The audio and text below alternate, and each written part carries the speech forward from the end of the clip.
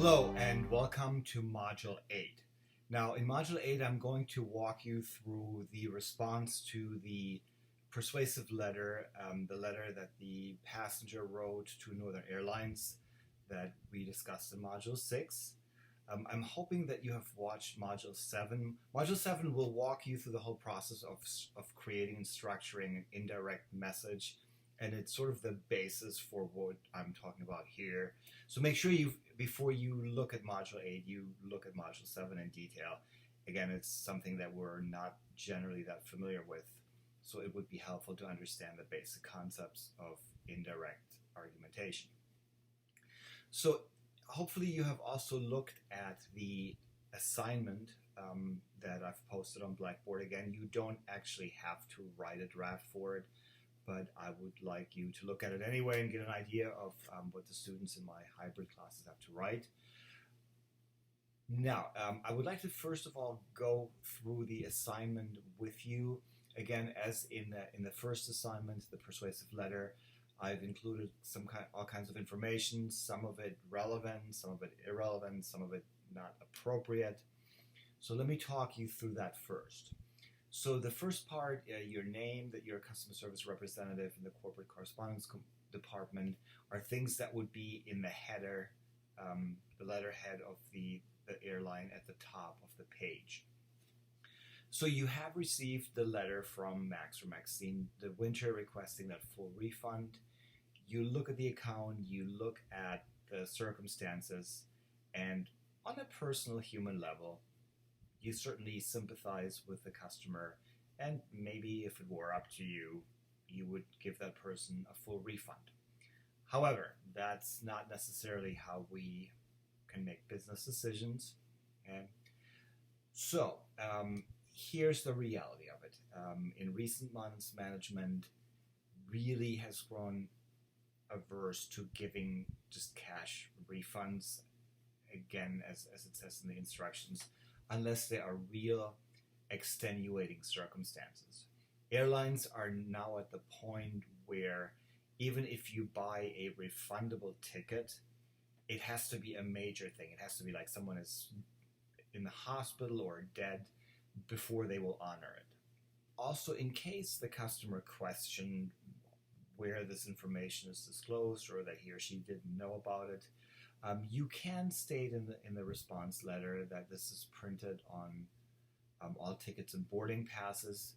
You probably don't want to say that it's printed in bold because, again, in terms of tone, that sort of suggests that clearly the customer should have seen it or saw it and is pretending not to know about it.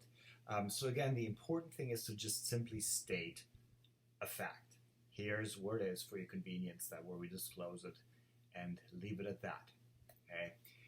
The last piece of information here: with cash flow affected by recent decline in sales, steady increase in fuel prices, discretionary refunds have become a last resort. Don't tell the customer this. Okay? This is not something that he or she will be interested in. Having worked in a customer service environment, sometimes people will say things like that. Oh, if you had called us 3 years ago, we would have given it to you. The customer's not interested in that. Okay? So we have to make a business decision that is honest and straightforward, and will end up with a decision in a way that the customer will continue to want to do business with us. So that's our challenge here. Okay. So let's start with the introductory paragraph, which is your neutral buffer. So again, you cannot, in direct approach, under any circumstances, give away the purpose, or else the customer might not continue reading. So the neutral buffer, as I said in the previous module, should be thematically related to your message, but cannot give in any way the purpose away. What you want to avoid is starting this buffer or writing this buffer based on how much you appreciate the customer being your customer and how much you appreciate his or her being a frequent flyer.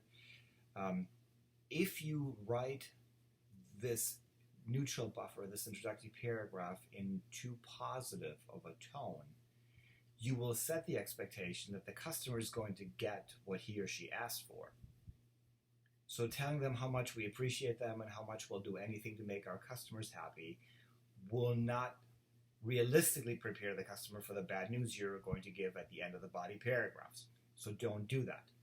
Also, sometimes students in class exercises start with "thank you for writing to us."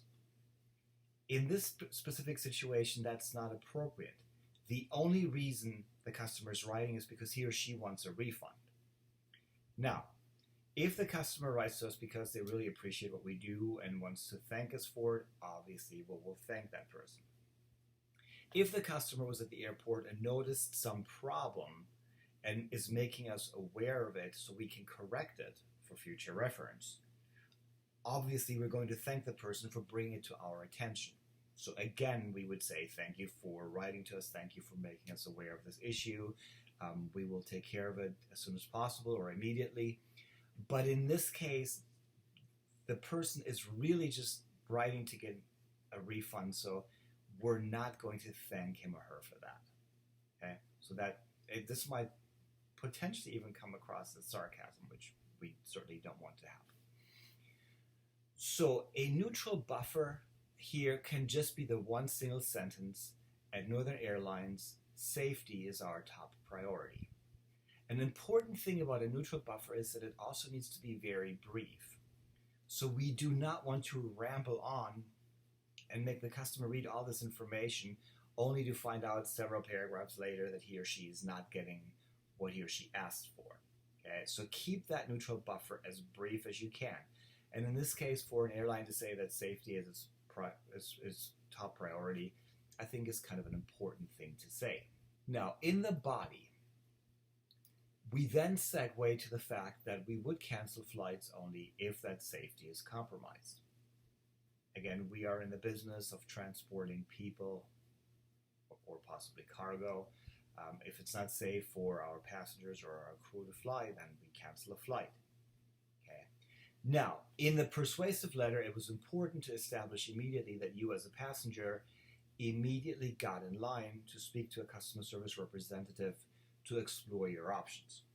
That had to be the first step to establish that you're a reasonable person who tried everything you could to figure out what the alternatives might be. In this case, as an airline, if we have to cancel a flight, we attempt to book people on other transportation. So if this hadn't been a case of inclement weather, if, for example, there was a problem with our plane, if there are seats on other airlines, we could book a customer on those flights. Okay. If there's a real serious problem with flying, if it's a destination that can be driven to, we may book a charter bus and put people on a bus. Okay, so there are different ways we can get our customers from point A to point B. The important thing is that it will probably take us a couple of hours to rebook all the people on that plane, who would have been on that plane. Okay, so for this reason, we are asking passengers to stand by for the 2 hours following the cancellation. So that's part of our cancellation policy. So what we're doing in this case is we're not re-explaining the policy, we are explaining the reason behind the policy. This is something customer service people rarely do. Usually they're just saying, well, you didn't abide by our policy, or they keep re-explaining the policy. The customer knows the policy. That's not helpful. Okay, so let's show as a sign of goodwill, here's what we try to do, but in order to do it, we need a couple of hours. Okay, so it's always helpful to explain the reason behind the policy rather than just re-explain the policy. Okay, now we can say that we understand why the customer decided to drive that specific night, given the circumstances of the wedding and that being sort of a once-in-a-lifetime event, and that we regret any inconvenience that may have caused them. That is not an apology. We know that it was probably inconvenient to drive for the entire night from Baltimore to Indianapolis, and we empathize with the customer for having to endure that. Okay, and it's okay to say that. Okay, this is not our fault. We're just empathizing and saying, yes, we regret that you had to go through that experience. So it is sort of a personal acknowledgement of the client's decision. If you say, we understand why you drove that night, make it, if you say that, make it specific about that night, because under normal circumstances it certainly wouldn't make any sense to drive through the night when you can just get a 1 hour flight. We need to clearly state the purpose at the end of the body paragraph. So we have to say, and we've got to state it clearly, however, we are unable to provide you with a cash refund. Now, I will go through some other information with you before we look specifically at the concluding paragraph. But if you are going to discuss the alternative, and again, we talked about this in Module 7, you want to provide the customer with some kind of alternative that makes him or her feel empowered and not feel like there's nothing he or she can do about our decision. If you decide to end the body paragraph with a bad news, then I would start the concluding paragraph with as an alternative, so that we are immediately signaling to the reader that there is something else we are giving you in lieu of this full cash refund. The other thing you can do to keep the reader reading is you can incorporate the alternative into your bad news statement.